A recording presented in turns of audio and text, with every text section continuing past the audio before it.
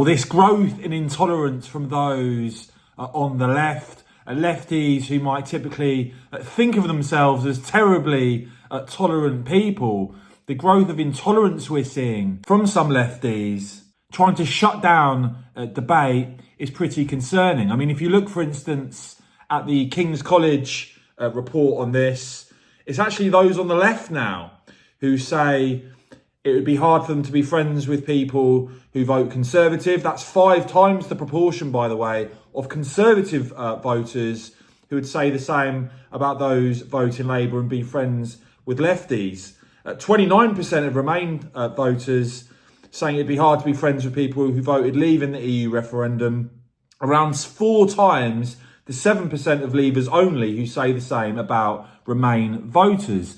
And you've seen another example of this, I think, in Brussels, where a national Conservative conference set to be held, and pressure, before a word's even been uttered at this event, before this event has even gone ahead, pressure for it to be shut down. Well, we're talking about the likes of the former Home Secretary Suella Braverman. We're talking about fellow Brexiteer Nigel Farage. We're talking about the Hungarian Prime Minister Viktor Orban, set to speak at the Concert Noble venue in Brussels. We've had groups in Belgium, it seems, trying to put pressure on. But as always, you know, it's a bit of an echo chamber. Only 100 or so emails, it looks like, being sent.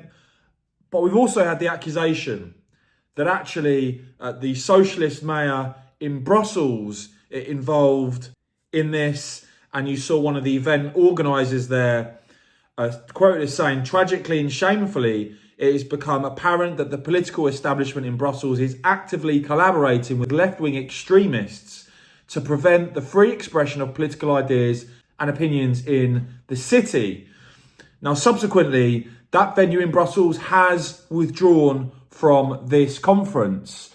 But the organisers hitting back, saying that Brussels wants to cancel this event, but free speech will win. They say attempts by anti-democratic zealots to cancel the meeting will fail, and that despite a campaign of intimidation, the meeting will proceed with a new venue. So this is pretty serious here, with the conference chairman quoted as saying the reputation of Brussels as the home for European democracy is at stake when last-minute attempts are made to suppress the speech of 50 of the most prominent public figures in Europe for no reason other than their conservative political views.